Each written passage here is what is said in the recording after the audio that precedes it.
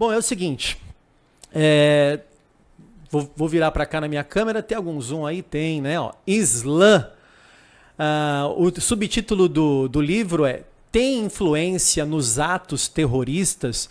E esse livro é teu. Quando que você editou esse livro aqui? Esse livro é de 2005, foi a minha tese de TCC na Faculdade de História. Quer dizer, não tem nada a ver com as coisas que estão acontecendo agora. Eu previa... Eis que te digo. Eu previ muitas coisas que estão acontecendo. Eu tenho o PDF desse livro, quem quiser eu mando gratuitamente. E esse livro, então, nós fizemos um trabalho na faculdade, a professora aceitou como meu TCC, ele está arquivado lá na Faculdade Dom Bosco também. E aí eu transformei o TCC no livro.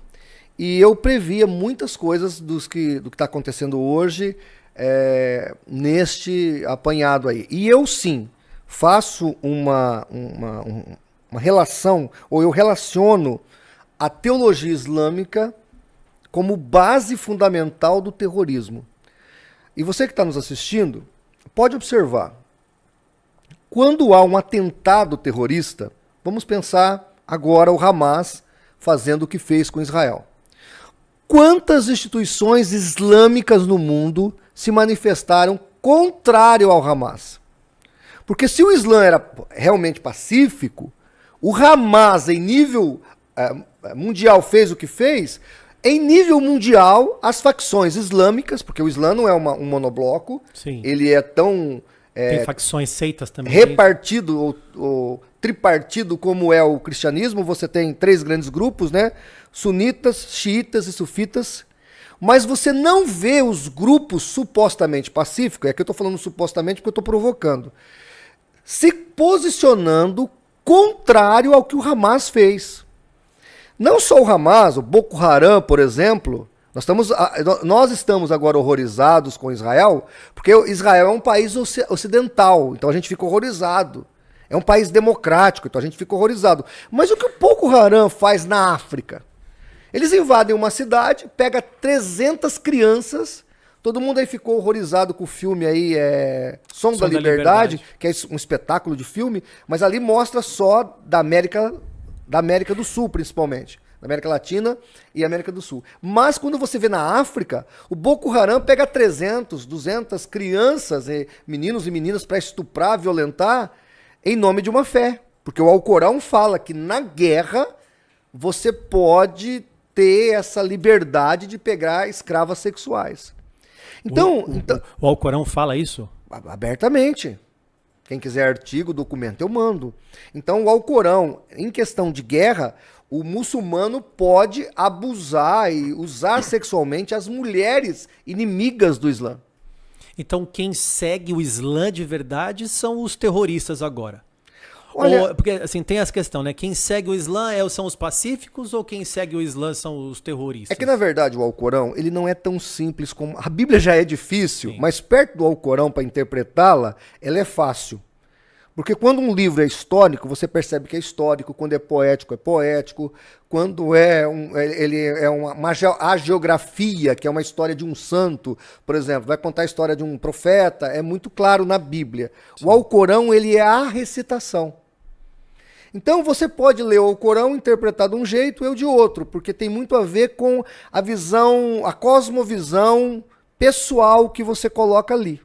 Então, eu não estou generalizando, sim, porque eu seria obtusado se assim procedesse. Mas que o Alcorão, de maneira geral, assim, a visão ampla, ele dá fundamentação para o terrorismo, isso é claro e qualquer pessoa pode entender.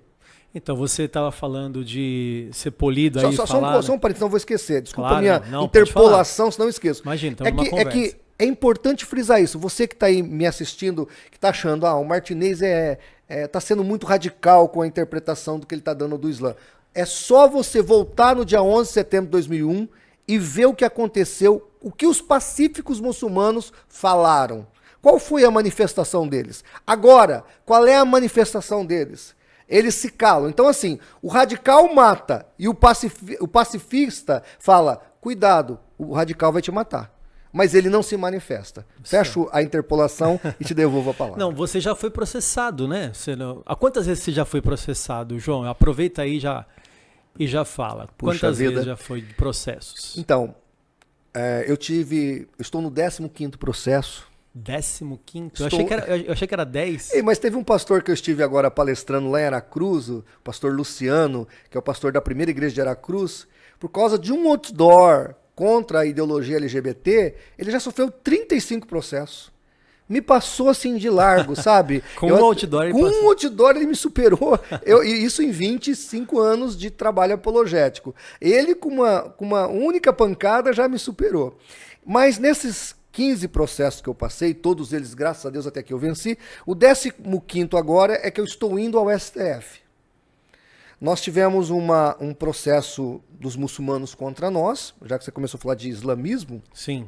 Duas associações islâmicas, uma árabe, chamada FEPAL, Federação Árabe Palestina, lá do sul, e a ANAGI, que é a Associação Nacional de Juristas Islâmicos, liderada pelo Sheikh Jihad Hassan. Pode contar aqui uma fofoca? Bom, aí No o conteúdo é sua responsabilidade. No meio do caminho, o cara que me trouxe de Uber aqui é ex-cunhado do Sheikh Jihad Hassan. É mesmo? Aqui na Praia Grande. Ele saiu de Santos e veio pra Praia Grande. O cara me trouxe, ele estava ouvindo as notícias da guerra.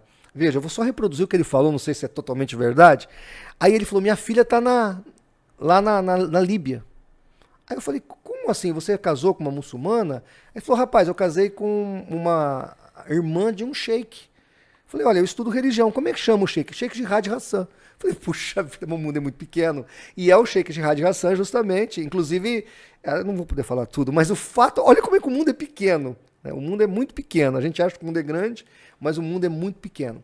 Voltando à questão aqui, então, aí, quando você observa o processo, o meu advogado viu, o processo é um na área civil e um na área penal. A FEPAL, a Federação Árabe, que é a minha prisão. E a ANAGI, que é uma indenização de 40 mil por causa dos meus vídeos. Então, mas qual foi o motivo? Por que você foi processado? Por causa do meu material. Não tem uma explicação assim. O que eu falo, quando eu cito alguma coisa aqui, eu tenho um texto alcorânico para citar. Quando eu falo do Islã, eu tenho provas, eu tenho documentos. Tanto que na área civil, para você ter uma ideia, eles perderam em primeira instância, perderam em segunda instância, perderam nos acórdãos, porque eles estão apelando para o STF, e agora vai para o STF. A gente tem a expectativa que eles percam lá também. Aquela câmera, Alexandre de Moraes. Né?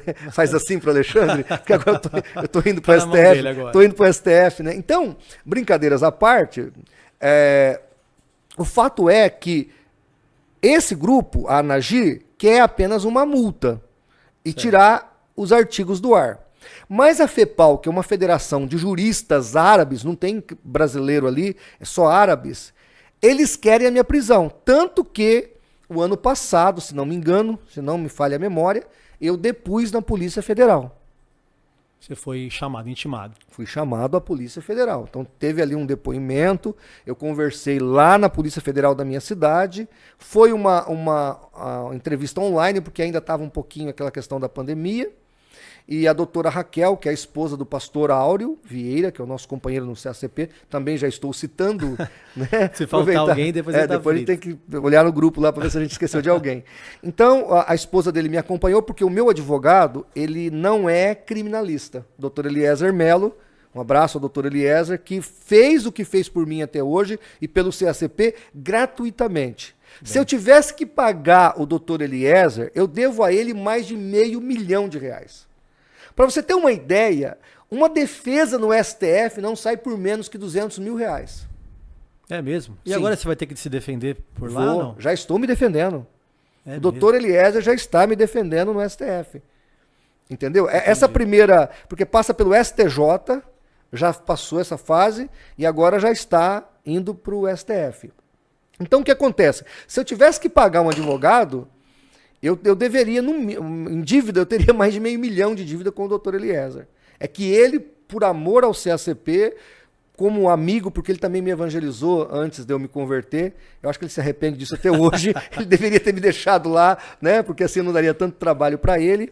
Então hoje, o CACP venceu esses 15 processos, mas se fosse pagar por tudo isso, nós não teríamos condições. Então, voltando, aí o doutor Eliezer foi analisar os processos. É Ctrl-C, Ctrl-V. Essa Liga Anagi, que o Sheikh Jihad Hassan Eles é o tiveram contato, líder, com certeza, então.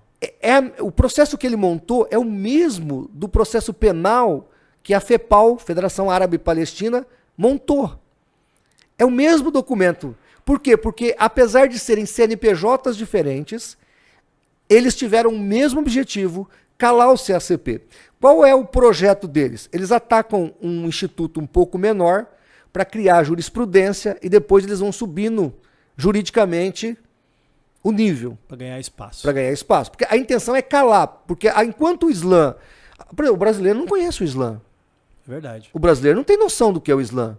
Eles acham que o que está acontecendo lá em Israel é só uma atitude de um grupo terrorista, porque a mídia brasileira não fala a verdade para as pessoas. Elas não falam que isso está no Alcorão. Que aquele soldado israelense que foi decapitado, ele foi decapitado por uma orientação, está no capítulo 9 do Alcorão, que manda decapitar os seus inimigos. Então aquilo que o muçulmano fez, ele não está descumprindo o Alcorão, ele está cumprindo a lei alcorânica e a Sharia. Voltando à problemática, eu coloco isso ao público. Então essas informações que eu passo para o internauta, para o espectador, isso tem um impacto poderoso na mídia social, porque as pessoas reproduzem. Por exemplo, já falaram para mim daquele Quai, aquele aplicativo de vídeo, né? Quai. Sim. Eu sou famoso, eu não tenho canal naquele Quai. Mas as pessoas pegam os meus vídeos e são free, meus vídeos, elas reproduzem. Então a informação, ela voa. E eles querem o quê? Eles querem me calar. Por isso o Islã tem essa prerrogativa contra mim e a ideia é criar jurisprudência para que o Islã crie força no Brasil. Para que só depois, aí sim, eles impetram o que eles fazem em todo o país, que é o domínio, porque eles não dividem Estado com igreja. No Islã, Estado e igreja não existe. É tudo uma coisa só, um monobloco.